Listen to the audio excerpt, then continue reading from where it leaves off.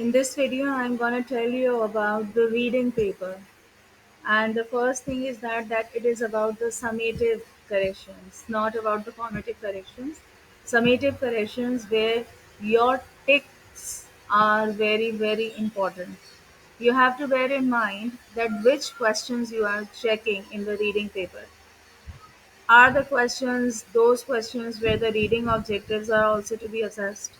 Or are the questions those questions where only the writing objectives have to be assessed? Keep this thing in mind. Okay, and then the first thing is that you will not be deducting the marks for the poor expression, for the grammar, for the punctuation, or for the spelling, where the objective is only the reading. Okay, there you will not be deducting the marks on SPAG, right?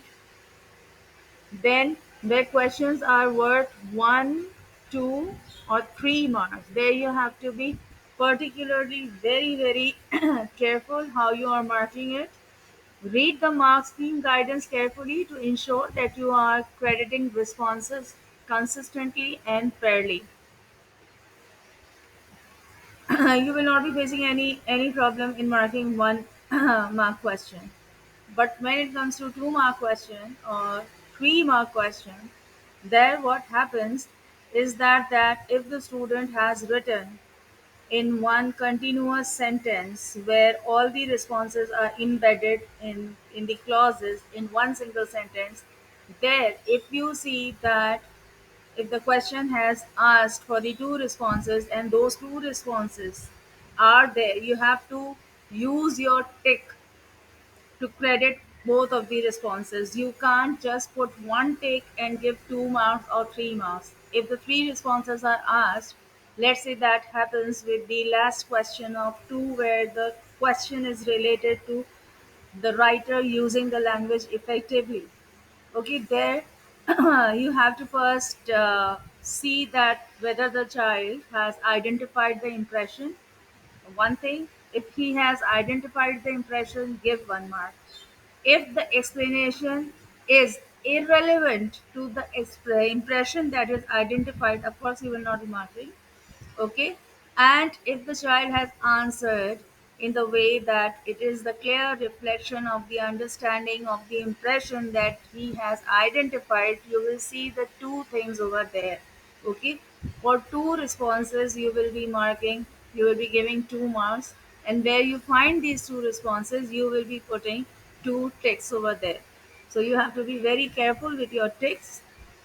For question number 1, look carefully at the acceptable responses in the mark scheme and weigh up how much evidence of understanding is in the candidate responses. Occasionally, you may give the candidate the benefit of doubt where the answer is partial, but does give just enough evidence that the reading understanding is there. Bear in mind that where you are assessing for the reading objective, there you are actually assessing the comprehension of the student. Okay, and comprehension is not in lifting. Comprehension is essentially not in lifting. I'll give you one example over here. Co- Comprehension means you are coming up with the answer that is the requirement of the question. If you are beefing up with the other clauses, with the other words, it's okay. But they should not be irrelevant. Got it? If they are irrelevant, so of course there will be a problem in marking. I'll give you an example that if someone asks you, what is your name? The answer is only your name. Let's say your name is Robert. What is your name? Robert. Now, if the person is answering like this, what is your name? My name is Robert. So, my name is just there, it is just a flowery patch, a purple patch that has nothing to do with gaining the marks. The real answer is here, Robert, and Robert will tell, this word will tell, yes, that the student has understood the question, and that would demonstrate his comprehension. Okay, then In question 1 and 2, for the 2 and 3 mark question, make sure that you annotate carefully to distribute the marks fairly. Again, annotation is what you will be using the ticks.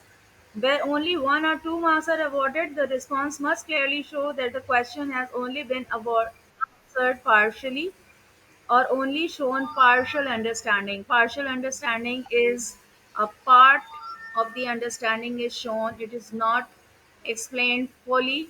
It is not rounded up well. So there also you will be deducting the marks and the guidance will be there in the mark scheme.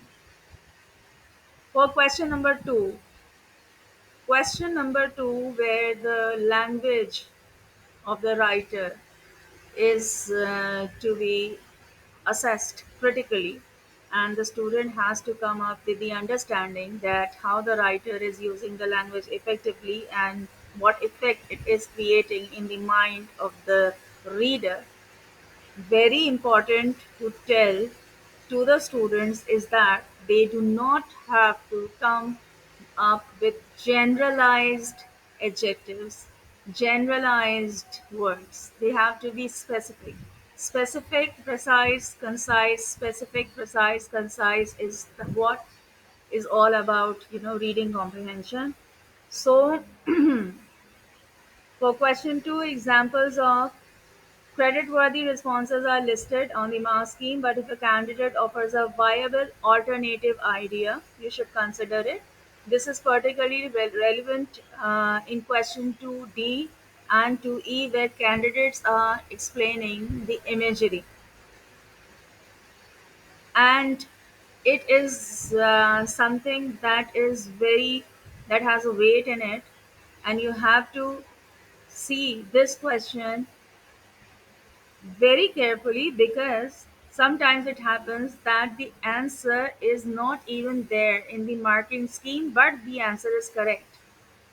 Of course, we all are language teachers and we are good at it. Okay, and I am so good at it that I do not accessorize myself with jewelry, I accessorize myself with words. Okay, and I believe that all the language teachers are like me. So sometimes it happens that in the marking scheme, that impression is not mentioned. It happened in the previous papers also.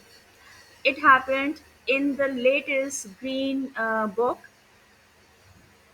the Cambridge book, course book, which is authored by Helen Rees Bidder and Helen Toner.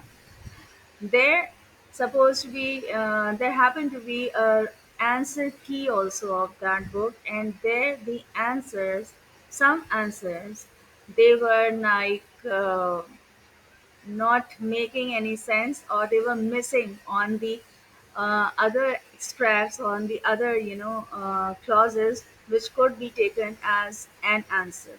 So here you have to use your own knowledge and understanding also. Please do not deduct the marks just because they are the exam answer is not there in the mark descriptive. The answer is not there, so there is no answer. Use your own intelligence and your own wisdom also, because this is coming from the horse's mouth again. Okay, from the trainer, from the British trainer. Okay, then coming to question 3a. Let me wind up this video here and we will be covering question 3 in the next video.